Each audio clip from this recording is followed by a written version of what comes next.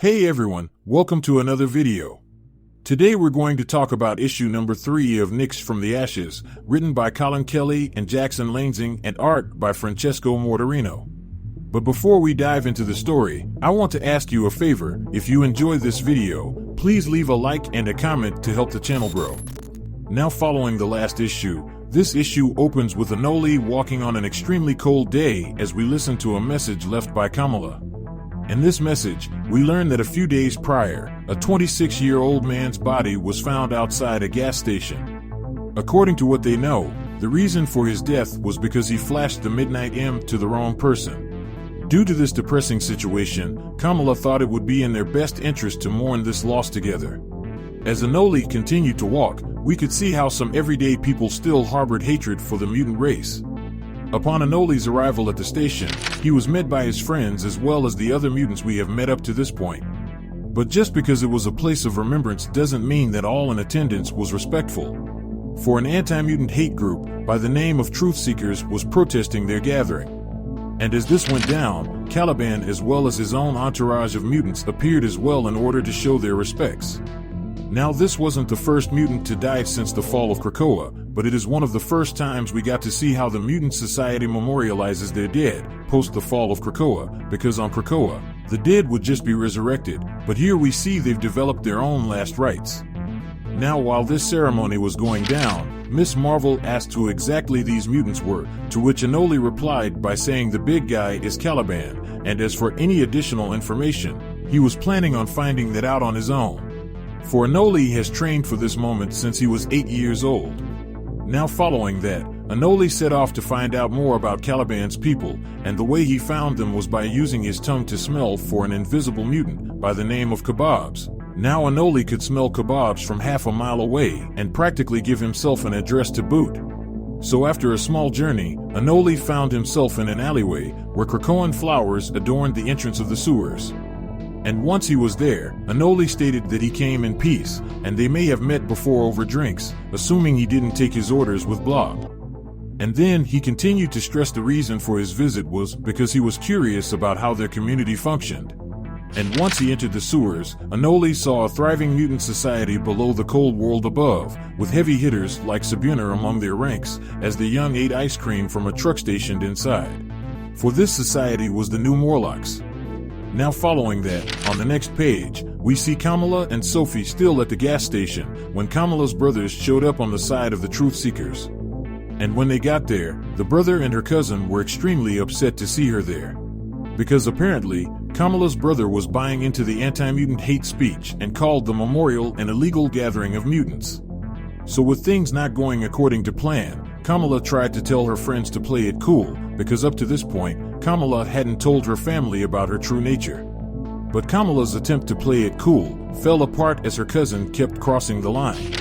This caused Sophie to lash out and lay into Kamala's cousin, because she was tired of the hate, tired of the disrespect, and just tired of him in general.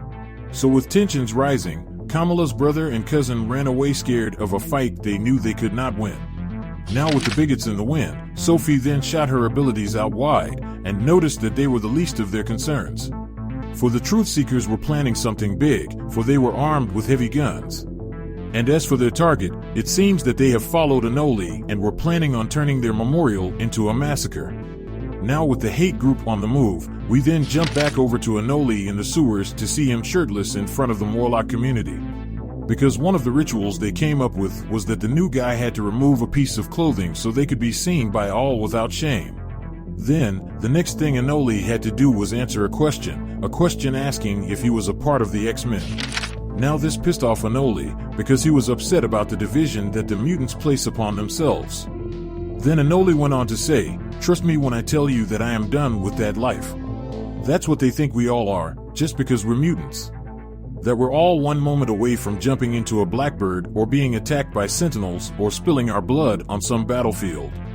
Why can't any of them just let him be stupid and make bad jokes? Just because he has green skin and a big arm, he has to always make a choice. All Anole wants is to be a bartender and figure the rest out on his own time and live his life." So with that question asked by Anole, Caliban just replied by saying, "Why do he ask for permission?" And just as Caliban said that, Sophie telepathically called in and told Anole, if he was still down there, that he should take cover for the Truthseekers were coming. And seconds later the brick wall blew open as the Truthseekers stormed the area with guns ablazing. And by the looks of it, they were not playing, for bullets went everywhere, but lucky for the Morlocks, Anole was able to push back with his massive arm just long enough to wait for Sophie and the rest of his friends to show up. And let's just say, the Truthseekers stood no chance against this group of mutants, and on a side note, I love how they depict Sophie, Kamala, and Laura entering the fight. But anyway, after Anole asked about reinforcements, Laura just responded by saying they didn't need it, for Laura was able to clear the rest of them out. And following that, Laura then went on to tell Kamala to look the other way, as she was moments away from finishing them all off for good. Now this was a hard pass for Kamala because the last thing she wanted was for these people to end up dead, which was something Sophie agreed with, but see, her idea was just as bad, for she wanted to lobotomize them. So with both options being bad, due to the kickback it may cause, Sophie decided to just take them to a park and erase some of their memories. Now with the day saved, Laura and Miss Marvel started to leave as Anole stayed behind, because just because this place wasn't the right fit for them, didn't mean it wasn't a good fit for Anole. Then following that, we see the Morlocks surrounding Anole as they draped him with the robes of their people. And as they dressed him, Anole went on to say it is not what it looked like, for he was not a fighter or hero anymore. But see, Caliban had something to say about that, because he went on to say that Krakoan, Iraqi, X-Men, and Morlocks are all just labels trying to put words to a simple truth. And that is, if Anole wishes to be one of them, then he is one of them. And the only thing that is different about him is that he is trained to protect, for when danger comes, Anole is the kind of person to walk toward it. And where other mutants can walk away because they can and have somewhere to go, Morlocks must accept to stay and hide where they can. So with that said, Anole went on to say there are other Morlocks above ground, and they have to see them stand up. They have to see him not just up there thriving in the human world, but making a mutant one as well. And with those words, all the Morlocks recognize Anole as a mutant, and on the next page, we see the Morlocks walking in force above ground. Now as the day draws to an end, we see each member of our cast return to their individual homes, in their own form of isolation.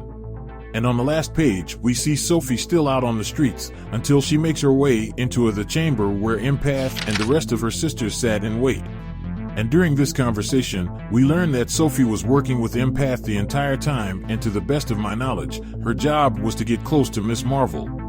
And with that said, this issue of NYX X-Men comes to an end. But anyway, down in the comment section below, let me know your thoughts about this issue and what predictions you could have moving forward. So with that established, I hope you enjoyed this video, and please don't forget to leave a like and a comment if you want to see more videos like this. Thank you for watching, and I'll see you in the next video.